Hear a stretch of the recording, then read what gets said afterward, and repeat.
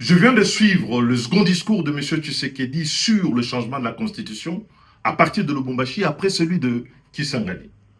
Un discours qui oscille entre les mensonges et les menaces en guise d'argument pour justifier le changement de la Constitution de notre pays. Ce qui déshonore à la fois la fonction, mais discrédite alors complètement le projet.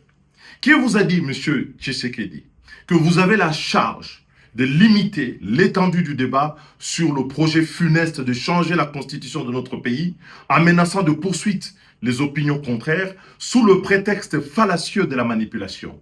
La manipulation, laissez-moi vous dire, Monsieur le Président, c'est lorsque vous essayez de faire croire à toute la nation congolaise que c'est la Constitution qui vous empêche de lutter contre la corruption, les détournements et les gabegies financières coutumières à votre régime et auxquels se livrent quotidiennement vos proches, vos amis et vos collaborateurs.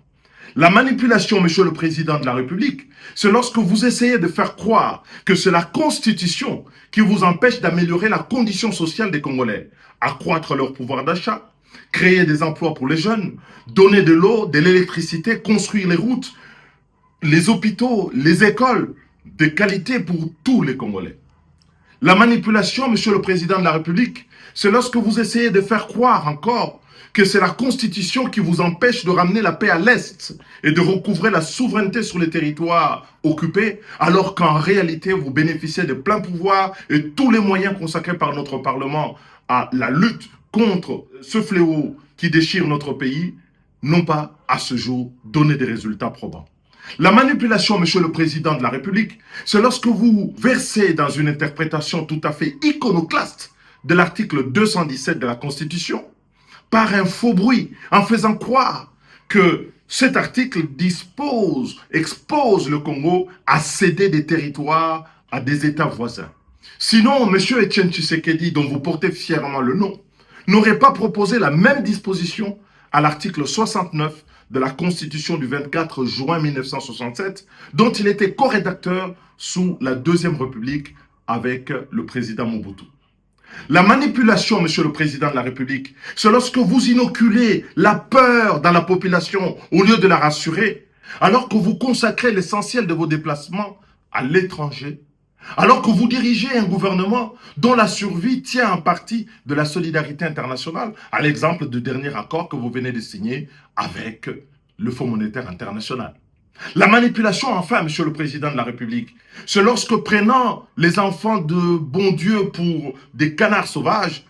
en feignant d'ignorer qu'un changement de la Constitution conduit à une nouvelle Constitution dont le bénéfice est strictement personnel, et remet les compteurs à zéro, en faisant sauter le verrou de l'article 220 pour vous permettre de solliciter un troisième mandat, là où les Congolais ont voulu justement que plus personne ne puisse exercer plus de 2 mandats à la tête de notre pays. La manipulation, c'est ce bénéfice personnel que vous recherchez et contre lequel tous les défenseurs de la Constitution se battent, à savoir limiter le nombre de mandats du président de la République et que le nombre de mandats du président de la République ne doit plus dépendre du bon vouloir du prince, mais de la loi, la Constitution, le pacte républicain, à savoir l'article 220. Les menaces, les mensonges ne feront reculer nullement le peuple congolais et vous aurez au devant de vous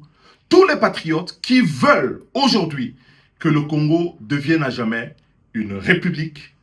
un État au service de l'intérêt général.